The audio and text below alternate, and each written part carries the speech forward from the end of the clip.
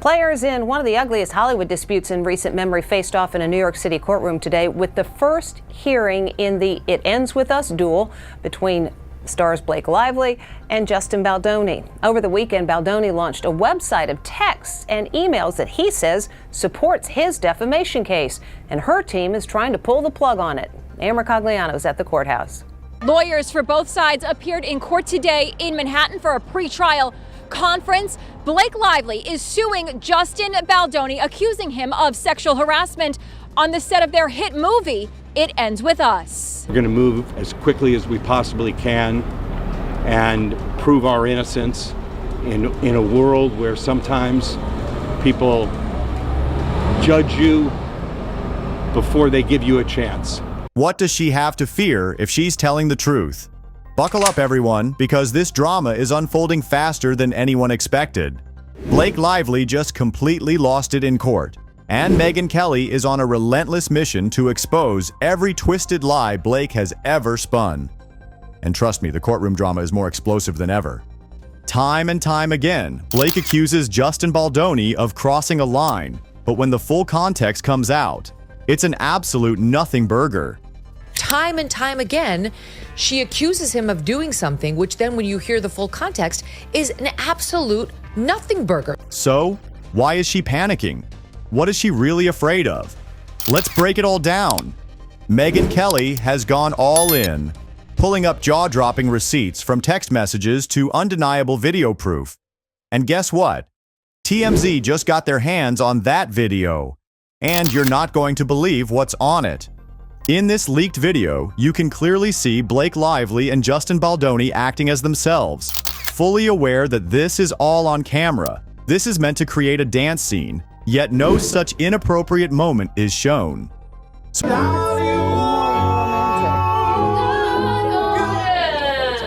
my gosh, we don't shut up. And Emily and I have we have these moments where staring. But why did Blake claim otherwise? The cracks in her carefully curated narrative are beginning to show. Well, Justin has fired back. Not with words, but with receipts. And let me tell you, these receipts are not the kind you casually misplace in your wallet. They're the kind that could rewrite the entire narrative Blake tried to sell to the public. Justin and his team promised to be an open book, and boy did they deliver.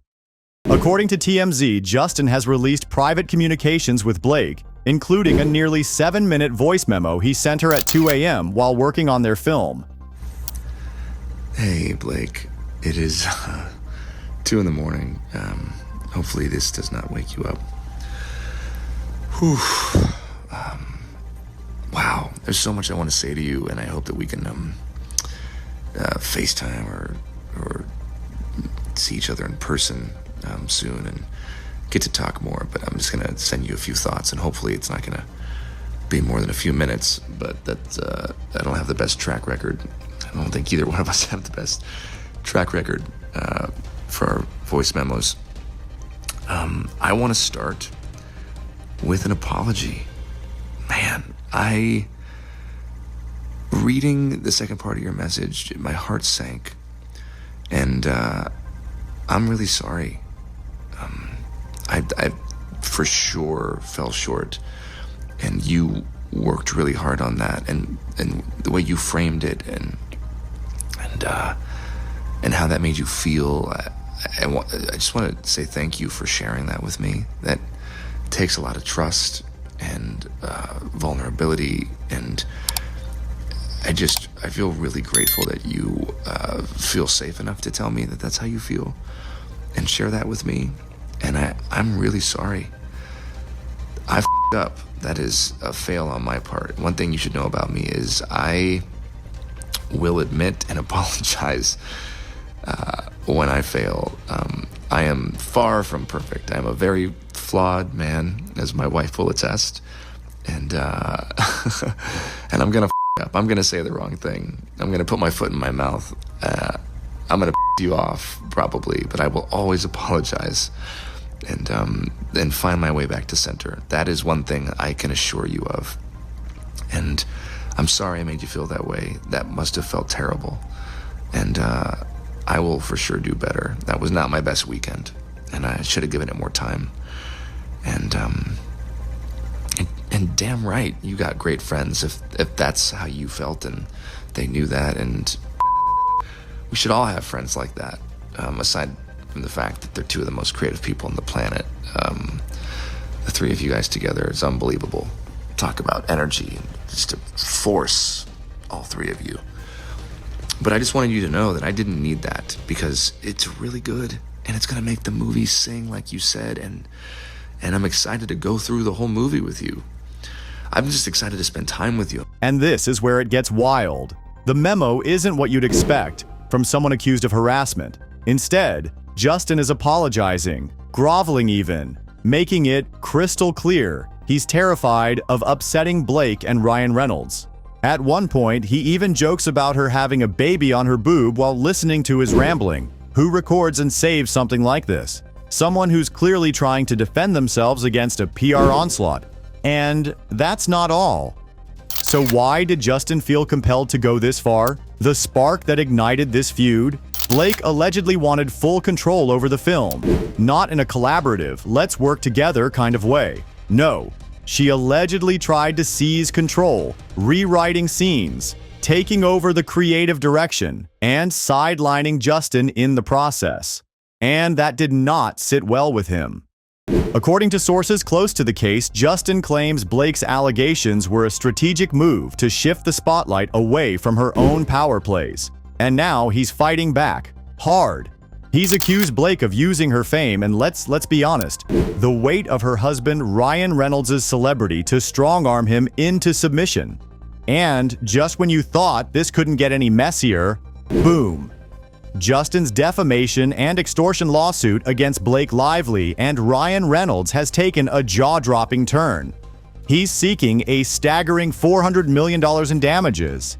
Yes, you heard that right. $400 million.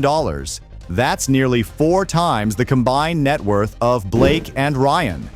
Legal experts are already calling the figure a headline grabber, a mix of scare tactics and media strategy.